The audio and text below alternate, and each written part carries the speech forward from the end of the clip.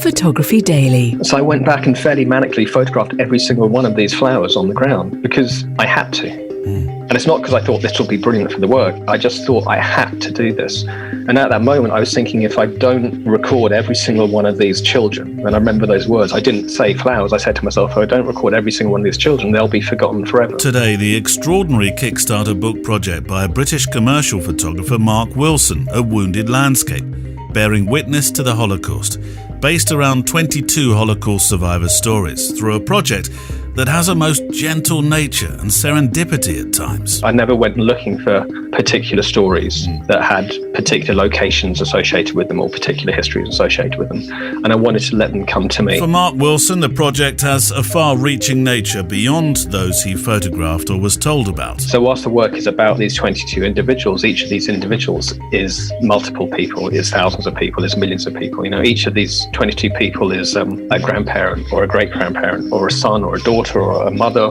or a child or an uncle or a cousin. This is a wonderful opportunity to hear how Mark as a photographer approached such a difficult story, sharing time and stories with people across the world. Often the first question they would ask, is they would say, well, Mark, what do you want me to know? What do you want me to tell you? We hear today some individual stories too, such as Anna's. She told me the story of these sacks, which her and her brother had been put into these sacks and then carried out of the ghetto on the back of a truck. And she painted this visual picture in my mind of the back of this truck with sort of 20 or 30 cloth sacks or Hessian sacks, each with a child inside. And we talk about how such stories have affected Mark personally. It makes it much harder to work because you know that you're not just looking at a place, but you're looking at a person's story. It's a book about empathy and feeling. And I wanted to tell the stories the way that they'd told me, and I wanted to tell them in a soft, sensitive way. Yeah. Because, if you use imagery that puts people off looking at it, they're never going to get anything from the work. And this is an opportunity to learn about how Kickstarter works for photographers with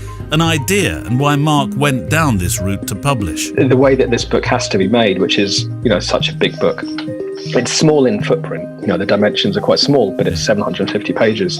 And I think it would be really hard for a publisher to make it. Not because they creatively wouldn't like to, but I think from a financial point of view, it would be almost impossible for them. Stories of life told by photographers. And today that photographer is Mark Wilson. Each of the 22 stories has deeply affected me and, will stay with me forever.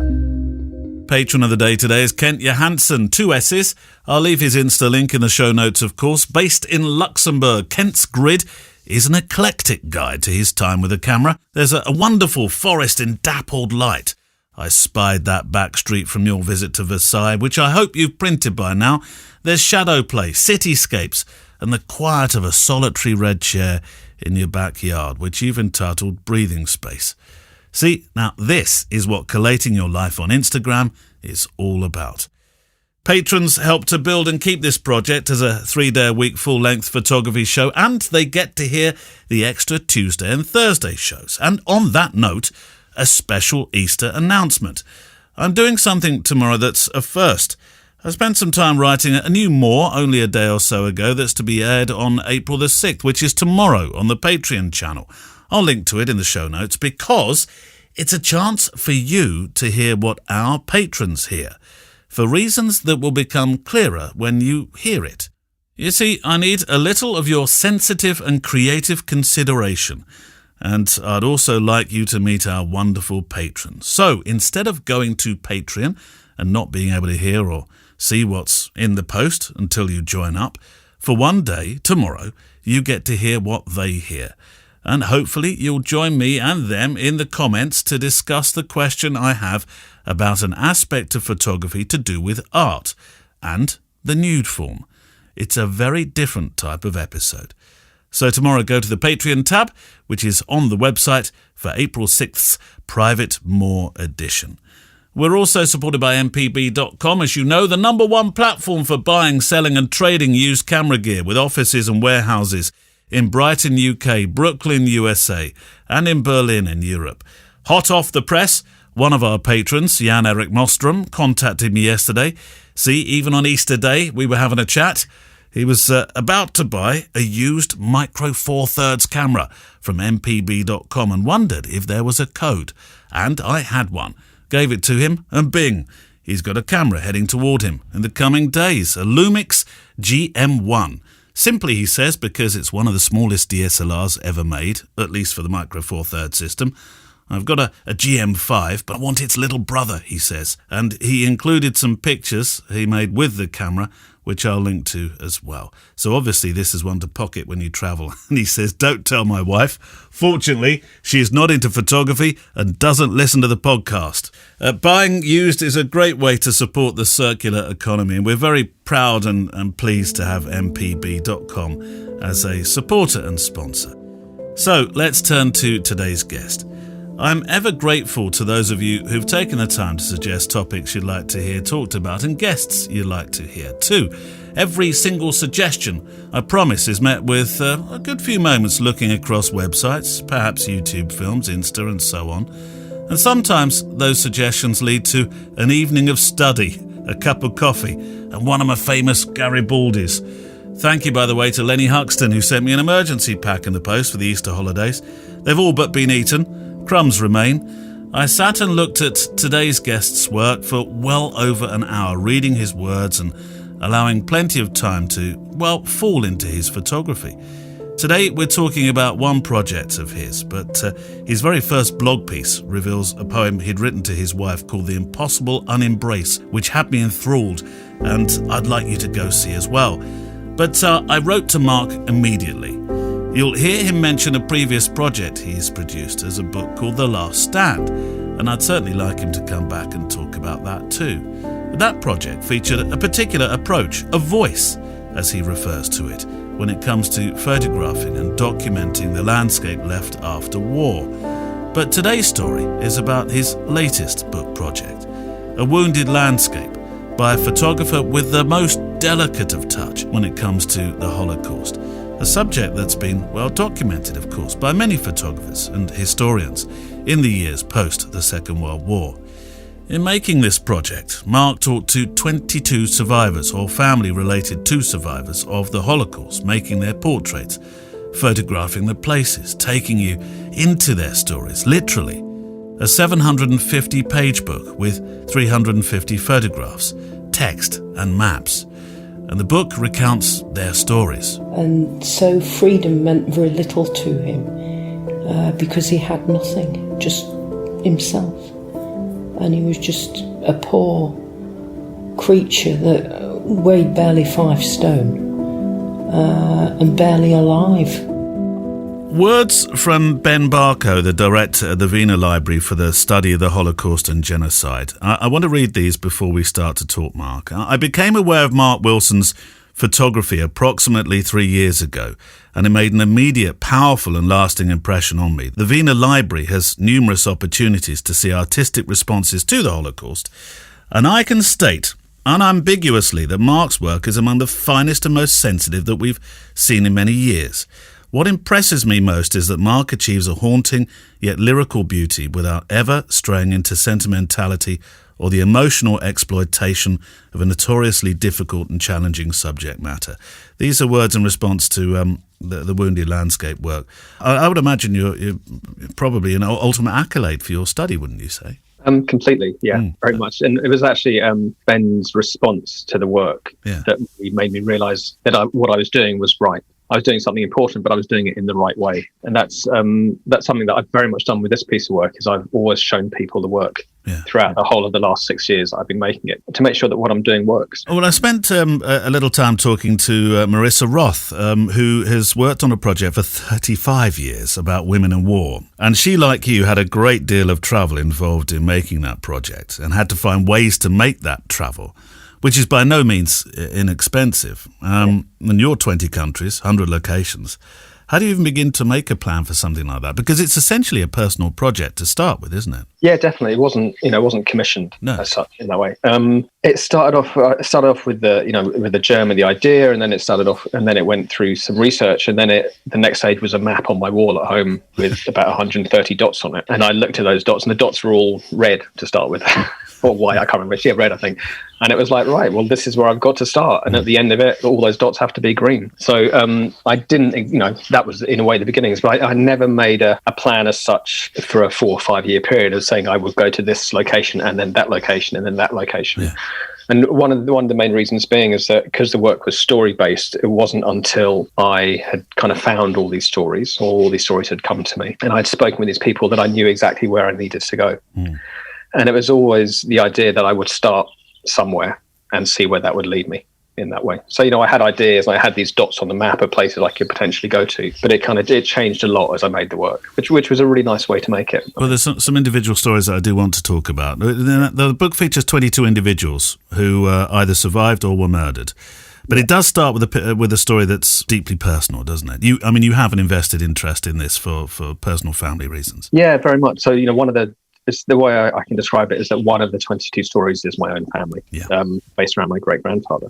But at the same time, what was really important to me, and for multiple reasons, that I never wanted the work to be centered around that one story with other stories around it. For the main reason being that it's really important to me to make the work in a way and to make people realize that no one story is more important than another. And then the idea here is that each of these stories reflects, hundreds or thousands or millions of other similar stories in that way.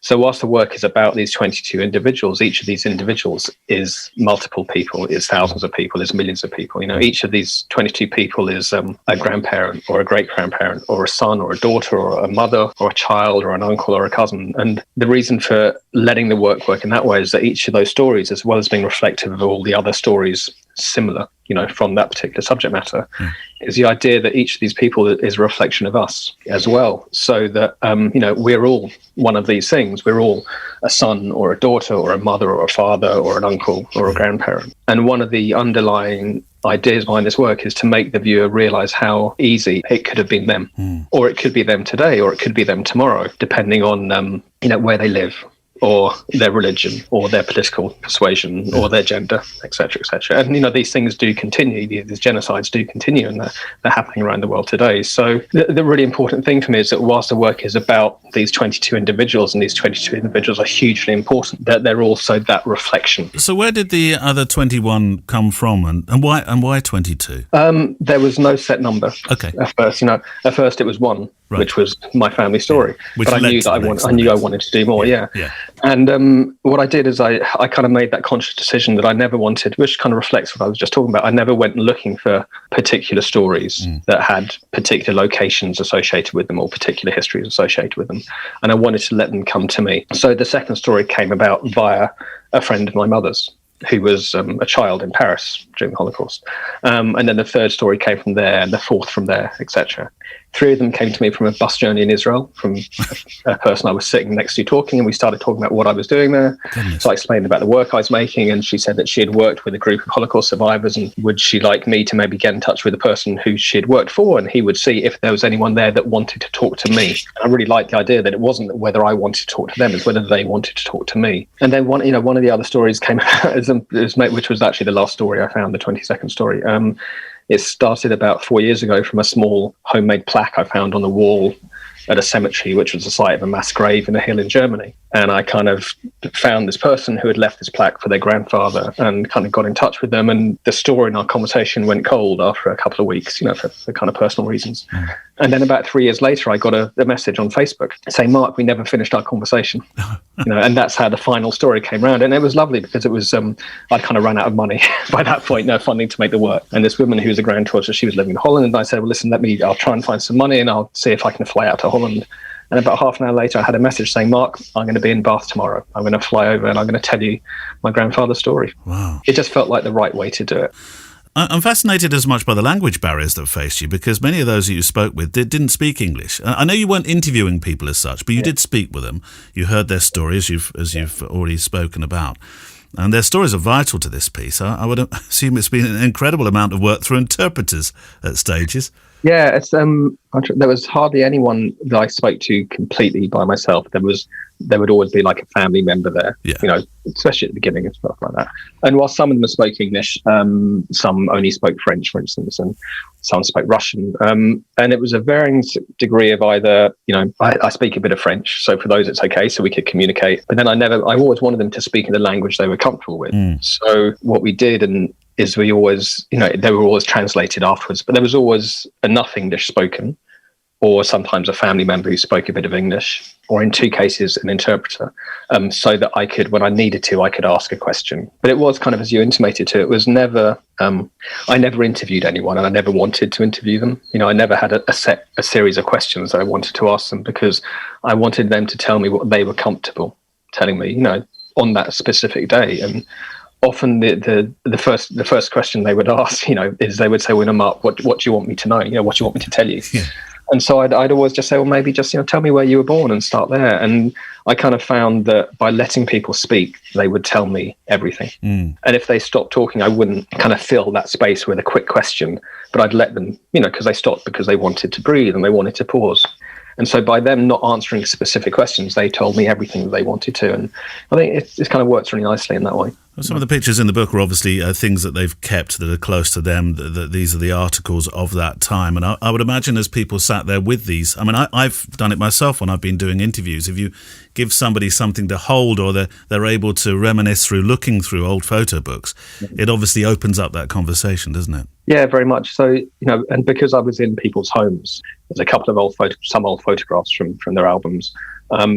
The kind of paperwork and things are sometimes documents that aren't held by them individually, but they're held by this place called the International Tracing Service. And there was one copy of a letter that someone had written and stuff like that. But there was just a kind of few fragments of it, but they were all very specific, which were quite beautiful in that way. But they kind of helped tell the story. Some of the pictures, these incredibly quiet, there's a lot of these pictures of incredibly quiet images of countryside.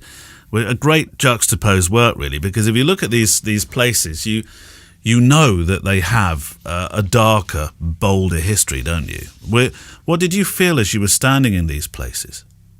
There was kind of 2 layers to that, because I had thoughts of what I would feel, and then I had the actuality of what I felt, when I was there, and that kind of changed and grew as the project, kind of continued. And what I found is that the more stories, the more people I'd met, and the more stories I was told, the harder it got, because every time I went to one of these locations, and these locations, each location is specific to the stories, and then some other connected locations. And that, I'd be standing in one of these locations where I could potentially know the general overall history of these places. And I may have read something, or you could read a sign, or you could read a small document. Yeah. But there was particularly, there were locations where I've been told very specific events by these people. And so it makes it much harder to work, because that you're not just looking at a place, but you're looking at a person's story. You know that this is the field where this happened to this person, or this, where this person saw this happening to someone else, etc. in that way. So it adds a whole kind of extra layer to it. Whilst that made it harder for me, in some ways the experience was harder, it made, I hope, much better photographs. Well, there was one in particular in your Kickstarter video, a child talking about parents making the ultimate sacrifice, getting into the sack, I think it was, wasn't it? Yeah. You followed that story out to the location. And they are sometimes, they're very innocuous locations sometimes. They are a brick wall or something, aren't they? Yeah, completely. I mean, that was in Lviv in Ukraine. Yeah. And that was with the sack was in the ghetto. So these were a family. So this is Anna and Arthur's story, and they were born in Krakow in Poland. Quite a wealthy family, and they had to escape from there, and they went to Lviv, or Lvov as it was at the time, and then they ended up in the ghetto there. And like I found my way into the old ghetto building where they were, because we knew the address, we knew where it was. So I was kind of inside the courtyard of this building, and Anna had told me stories of things that had happened, of this woman throwing herself over a balcony in this building, and there was snow on the ground, and there was this dark, slightly red area of snow kind of in the middle of the ground, which was obviously completely unconnected to a history of 70 years ago, but it was kind of leading you there. And then she told me the story of these sacks, which her and her brother had been put into these sacks and then carried out of the ghetto on the back of a truck. And she painted this visual picture in my mind of the back of this truck with sort of 20 or 30 cloth sacks, or Hessian sacks, each with a child inside, having to be completely still as they drove out the ghetto. And then, of course, as you do, well, not as you do, but, you walk inside this courtyard, and there, in the corner of this courtyard, there are 2 sacks. And my mother said, don't worry. And the soldier had a big sack. She said, just get into the sack, it's okay. And she said, goodbye, keep quiet, don't say a word. Again, totally, obviously, completely unrelated to this event from 70 years ago. But then even kind of moving further with that particular story is we knew the house that they'd been hidden in for kind of a year or 2 years after that, which we went to the outside of the house. And this was on a very random day. It was about 3 days after we'd meant to go to this location. We happened to be there at 11 o'clock, and this was about 6 months after I was meant to be in Ukraine the first time. And so we were making work outside this house, and then someone came out, from inside. So we kind of slipped inside the front door, into the communal stairway. And we were making some work in the stairwell, and then someone came in through the front door, and she asked us, what are you doing? Because we were there taking photographs. And it's quite hard to tell people what you're doing because you never really know their reaction, but she seemed really friendly. Yeah. And so we started telling the story. She said, that sounds really, really interesting. Where did this family live? Where did they hide? And we went, it was on the 3rd floor. And she looked and she said, I live on the 3rd floor. That's my apartment. Oh, my word. So we ended up going inside the apartment where Anna and Arthur had been hidden, and into the room where they had hidden and where all these stories were, and this back door where there was a passage down the back staircase where they had escaped from. Right. And then the really wonderful thing is this was the story of Anna. And the girl who lived in the apartment, her name was Anna as well. My word. And she goes to work every day in the library. And she said for some reason she was about 600-700 yards away from home, and she thought, I should go back home. I don't know why. And so she turned around and she came home that morning at 11:32 or whatever the time was, at the time when we happened to be inside the building. And 5 minutes earlier, 5 minutes later, we never would have met, and I wouldn't have got into that apartment. Oh. So it was those small little stories, which I think it's the idea that if you leave yourself open to these possibilities, they can happen sometimes. But they're lovely, and I think it kind of reflects the way that I've tried to make the work by not being too prescriptive with it. I entirely believe in those being open-minded moments. I mean, I know some people get very squeamish about trusting the universe and all those kind of things, but it's proof of that, isn't it? Really, that completely. I'm quite cynical about a lot of things, but. This project has kind of changed that in some ways. And, there are various other kind of stories and instances over the last 6 years where things like that have led me to locations which otherwise I never would have found. What an extraordinary story. There is, I'm talking of stories, there's one where you found the children's barrack, I think K-12, wasn't it, that helped you. You describe it as helping you find a voice for the project, didn't you? Yeah, very much. It was... So that was the first location that I went to, which is in the southeast of France. And when I went to this location, I had quite a specific idea, quite a set idea of how I wanted to make this work.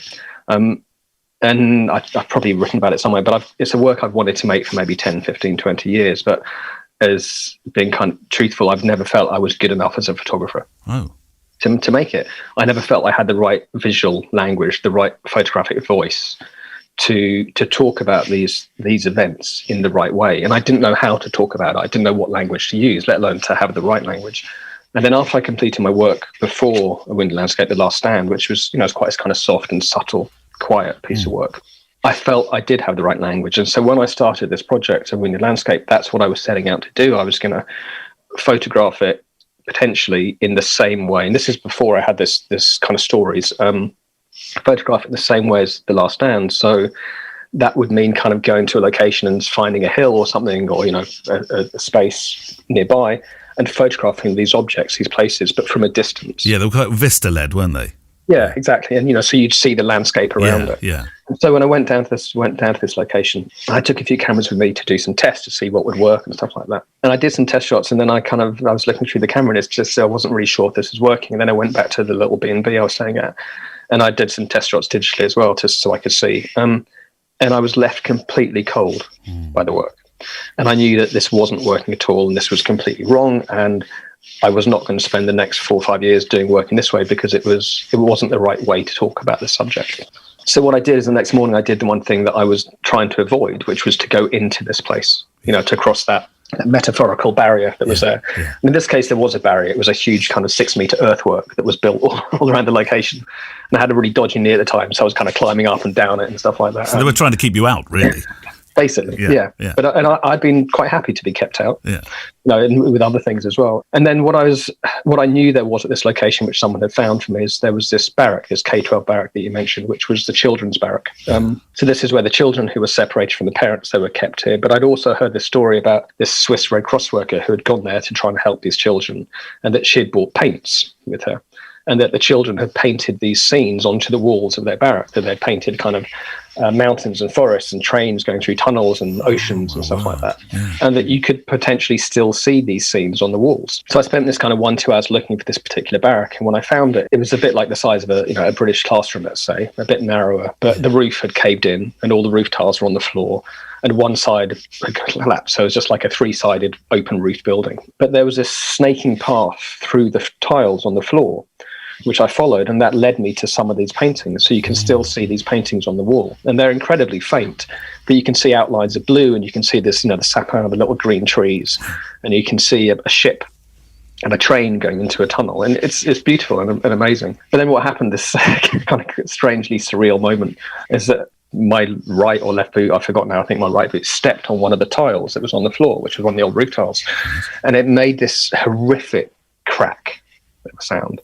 So there I am, I'm kind of standing in this 3-sided, no-roof building in a fairly open plateau in the southeast of France. And this huge sound that, with symbolism, it was like one of the children screaming. One of the children was kept in the barracks.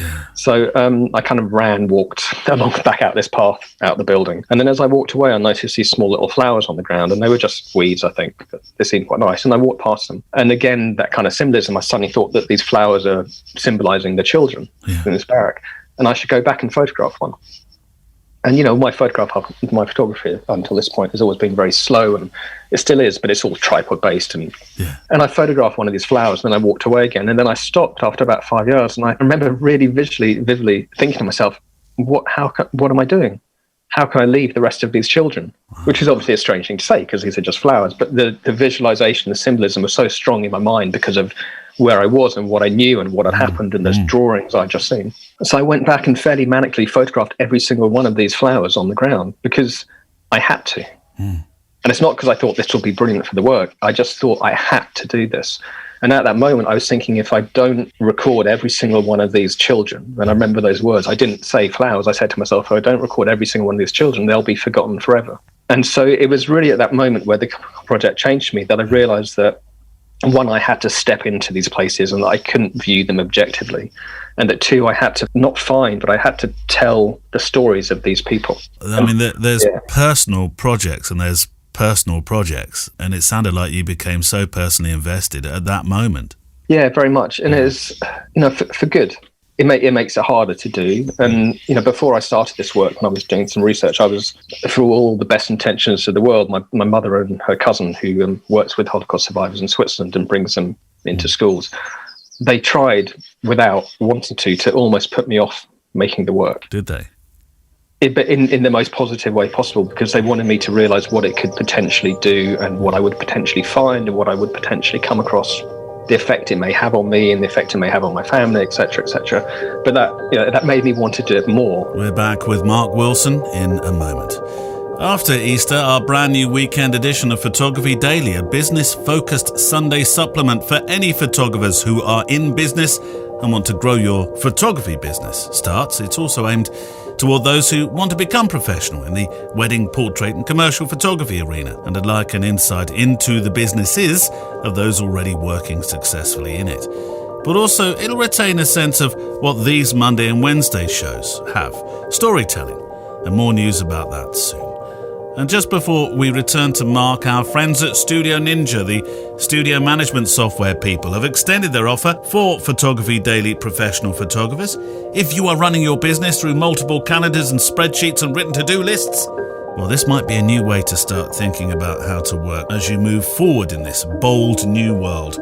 Studio Ninja can be set up in less than 30 minutes, and you'll have everything in one place: your diary, your workflow, your address book, invoicing, even e-sign contracts, and you get 50% off your first year of use if you enter the code PHOTODAILY50, the numerical 50 that is, PHOTODAILY50, when you go to studioninja.co. Links on the show page, of course. I also want to take a moment to invite you to come walk with me on Fridays. The Friday Photo Walk is the only photo walk podcast like it. Your emails, your DMs, your thoughts about the shows, your thoughts about photography, just you, just me, our cameras and my microphone. And for those who live in the UK, with the opening up of society soon, I'll be making some of those walks personally with you at locations to be released. For those in America and maybe Canada, your continent now makes up half the audience who listen to this show. So I'm sincerely hoping in the future to do the same with you. Plus, Europe and Australia. Well now, Europe's a hop. Australia, not so. But those of you who know me will know just how much I love your country. So again, a who knows. as we certainly intend as a family to head down under again and perhaps sample New Zealand too this time. I am, as you can tell, in adventure mode, chomping at the bit when it's safe to do so to make some time to spend with you personally. Let's return now to Mark Wilson. Some of the pages which you've shown through the book uncover the kind of stories I've not encountered before in this history, such as just things like the Auschwitz recipes, which intrigued me. And I read the print, I looked close to the screen to find a story which I wasn't expecting at all. So this was one of the ladies, Rita, that I met in Tel Aviv, and she's an amazing, incredible lady.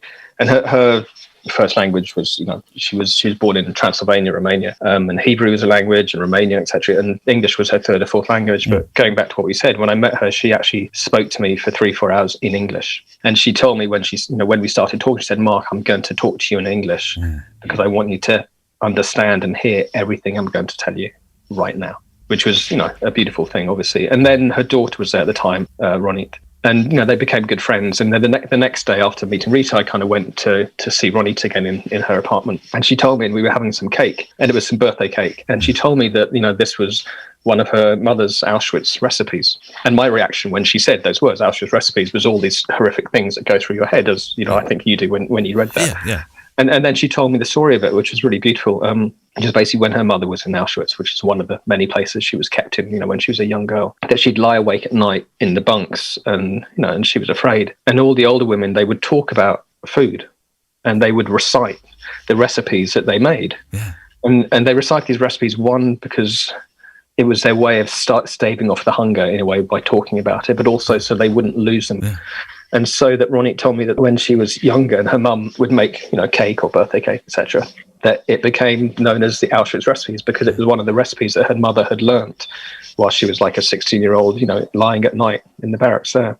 Going back to Ben Barker's important words that you didn't stray into making any exploitative pictures. How did you approach, that could have happened in places, such as the notorious death camp, such as walking into that barrack as you did, the K-12 one. But you avoided that. How did you manage? I think because it's not me. I photograph things as I am as a person. Yeah. And I do my best to not be exploitative in that way and to listen to people.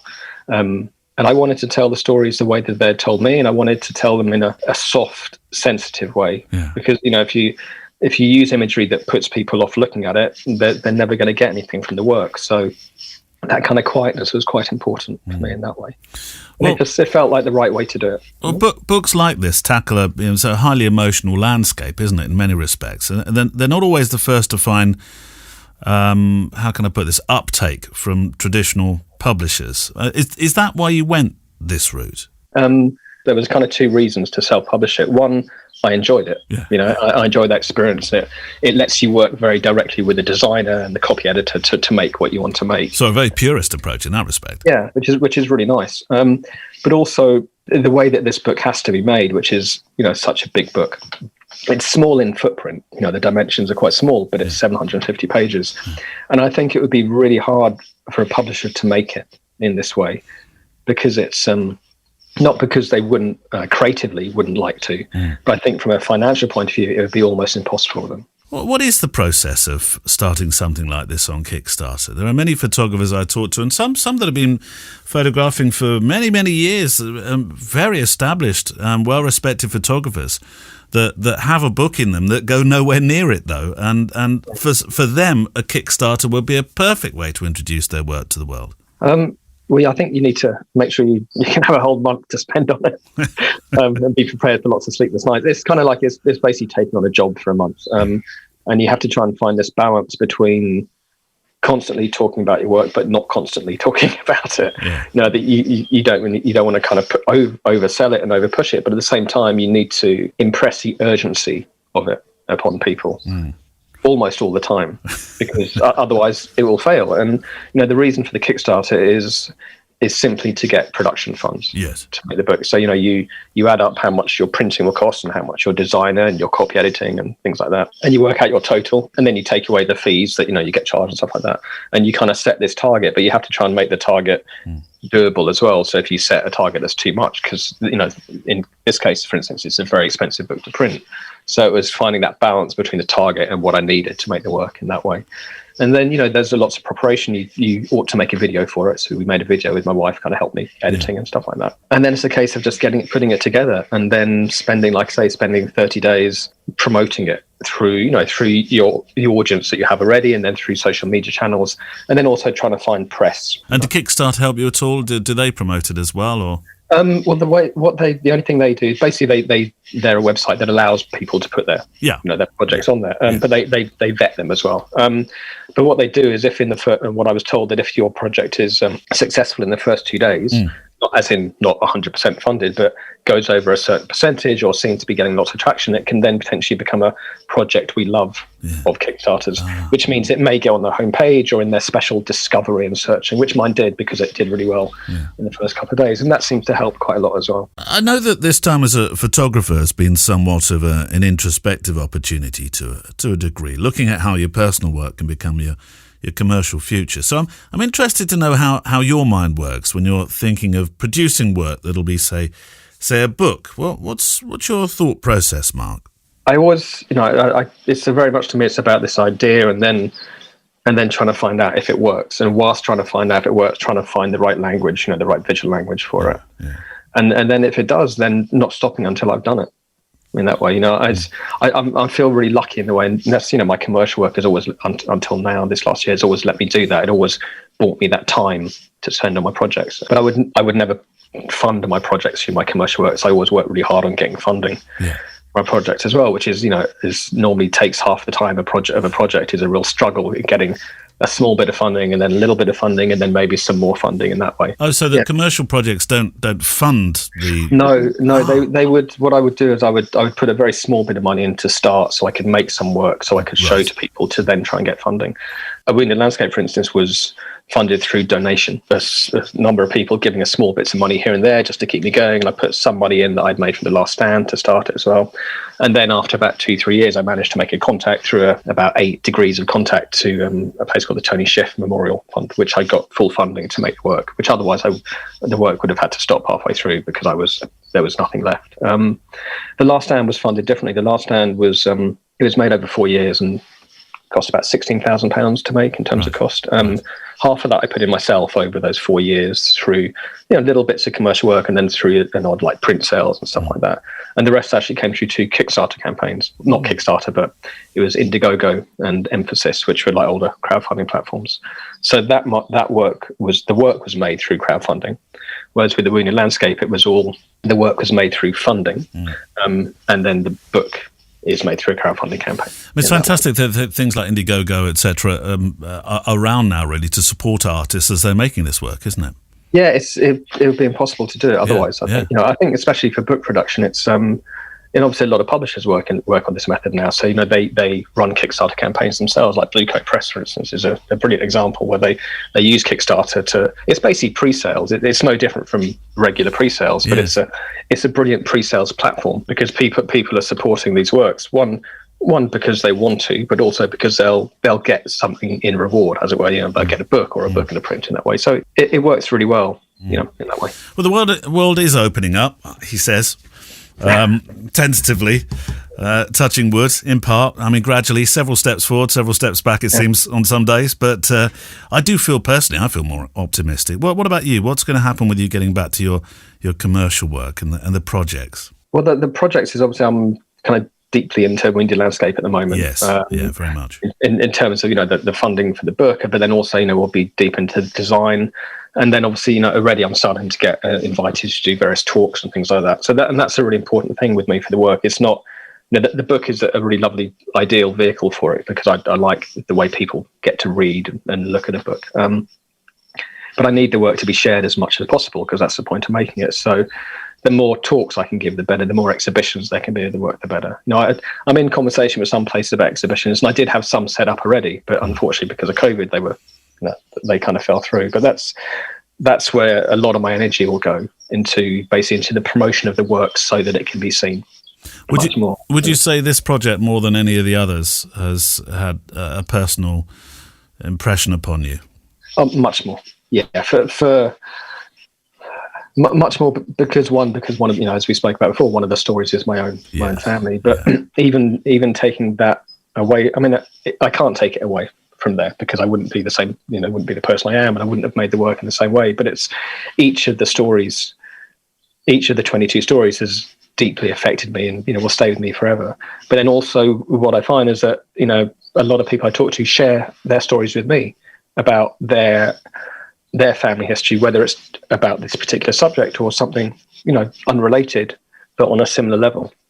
And so it kind of affects you quite a lot in that way. But it's you know, it's part of the process of making a work like this. If you close yourself off completely to all these things, you wouldn't be able to, I don't believe you'd be able to make this work in the right kind of way. So it's something that you just have to accept in that way. And it, you know, it enriches you as an individual, because your mind and your heart is filled with all these things that are potentially not positive and not nice, but you also get filled with real positivity, and you meet survivors, you meet people that did everything they could to survive these things, and how, you know, you meet second and third generation, you know, sons and daughters and grandchildren who are, you know, also surviving in ways as well, and, you know, still dealing with trauma, and the way they talk to you. And, you know, the emails I get from the children of the people whose stories I'm telling are beautiful and wonderful, and, you know, they're, from a kind of human point of view, they're incredibly uplifting, and it's brilliant to be a part of it in that way. My thanks to Mark Wilson. If you, like I have now, want to order this book, I'll leave a link to his website. And of course, you can read that wonderful blog that I spied too. And that's it for today. Keep sending your questions or feedback to studio@photographydaily.show so that I can feature you in the mailbag edition, which is the Friday photo walk. Remember, you can also send in pictures from your own photo walks to appear in the episode's show page online. If you haven't yet, join our private Facebook group and follow us on Instagram. Wednesday we talk architecture and a secret NASA shoot. Well, secret-ish. And tomorrow a special Patreon edition open to all, as I explained earlier. And we all look forward to talking together in the comments there. Music in the show was from artlist.io, and I look forward to photographing with you, hearing from you and talking with you next time. Photography Daily is a Loading Zone production.